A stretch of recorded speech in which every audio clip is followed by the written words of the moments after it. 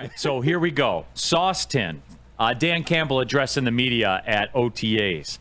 Dan Campbell calls Jameson Williams the most improved player in the offseason. Oh. Quote, he's a man on a mission. I'll leave it at that. Stop it. Unquote. Stop it right now, Neil. So the time has come for the Sam Flannels of the world and the rest of you in the chat that no more than, 5 months ago, we're calling this man a bust? Acknowledge me. Okay. Keep that same energy, everybody. There's a reason that no moves were made at the receiver spot. No grand moves were made at the receiver spot. You know why? Because they got a star at that spot. And I'll double down. I'll triple down. The man gets a touchdown about every 9 times he touches the ball. Not bad for a bust. Not bad. And he can't control how many times it goes to him. But what does that tell you? 9's getting the football. Right. And when he does, you're going to be on the edge of your seat. When he does, the hair on your arm's going to start to stand because Jamo's coming. Mm-hmm. And this season, D-Mac, he's going to be electric. And I'll tell you this, get him in your fantasy drafts, get him out there because Jameson Williams is here now. He's, quote, the most improved player in the offseason. That's a strong That's quote. from your. That's He's from a your man on the mission. head That's coach. a strong quote. That's from your head coach, Love to right? hear So it, I'm bro. gonna refrain, right? Because did Sam have this new information of what Dan Campbell said? Because Sam's the one with new information; he can change his opinion. So you can hold him to the fire tomorrow. But the fact is, how many times have we seen this in sports? Younger guys come in, maybe a little immature. Right, the fact that he was injured and he had a lot of time on his hands maybe didn't give to the truest professional that he could be. Last year, what Dan Campbell said, he adhered himself to the herd. Now, what's Dan Campbell telling you? Man, he's going to be leading this herd. Yeah. Right? And what is that? How good does that make your team? Does this have anything to do with why Dan Campbell would say, I think it's more Super Bowl than bust? Because your hardest worker, your most improved guy is your Ferrari, is that speed, is that outside? What is it? What do you guys think? What is everybody thinking right now? When he's saying that, because you already have the hardest working player that you just paid, and Amon-Ra St. Brown, that everybody says, well, you can't pay him because he's not a number one, blah, blah, blah. Dude, I don't care who's one, who's two. You got a deep threat. You got different threats. You got a short threat. You got everything else. You nailed it, Neil, as far as why wasn't there big moves made? Guys coming in the wide receiver because you know what? This kid has taken whatever he's been challenged with, right, from last season and proven that he wants to be here. He wants to be a part of this leadership group with all these young kids coming in and stuff like that. God bless, that Alabama dog, right? Culture, you're talking about it? Yes, sir. All those young Alabama kids and whatever like that, you don't think they hold each other accountable to whatever coach wants?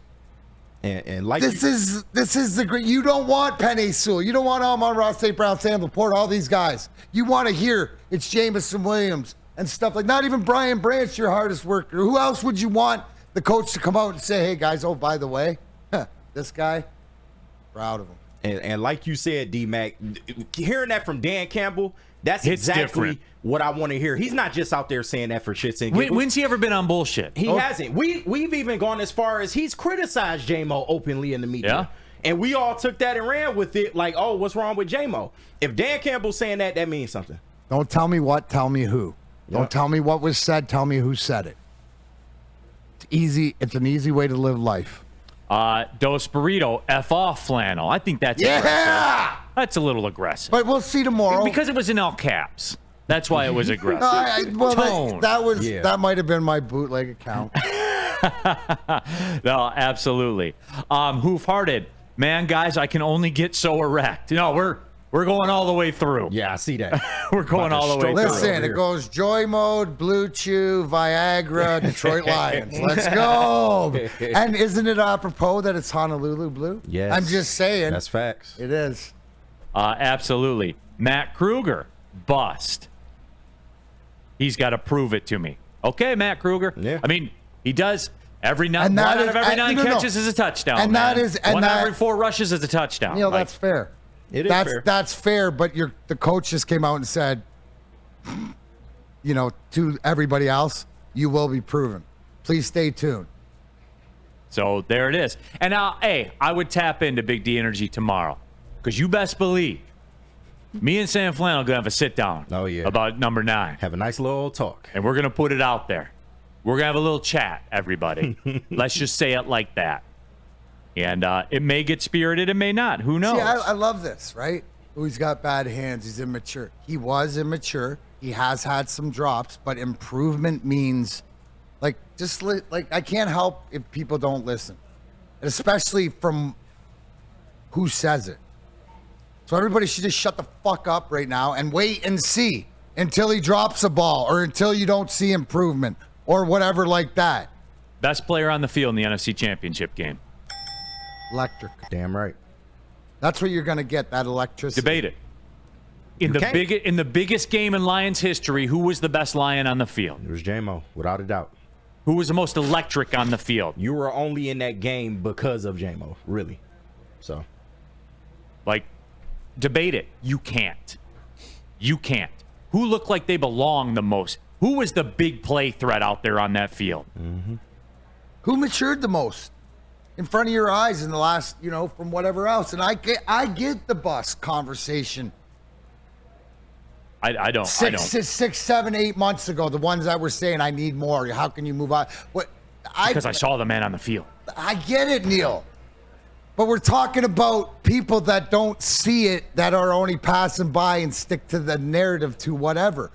You can give the argument because the results weren't there, right? It's the PFF fan thing. But the fact is what you heard throughout the season of how he worked, and you listen. I can't help if you don't take into the fact that the coach says he's endeared himself to the herd. The herd has welcomed him in. And he's taken that, and there's an acceptability. I can't help if people don't understand how big that sort of culture is. Brandon Katz, Jameson Williams did nothing in the fourth quarter when the Lions needed him the most. Jameson Williams caught a touchdown. You're right. What are you talking about? On fourth down. Yeah, I think that kept you alive. Yeah, that's scoring points, catching touchdowns. I think that's the most important. He also said that's a bad take by Neil. Williams almost never gets the ball. But those numbers that I give you that are right here in front of me, that are factual, then who's that on? Yep. Jamo or the coaches? I got a question.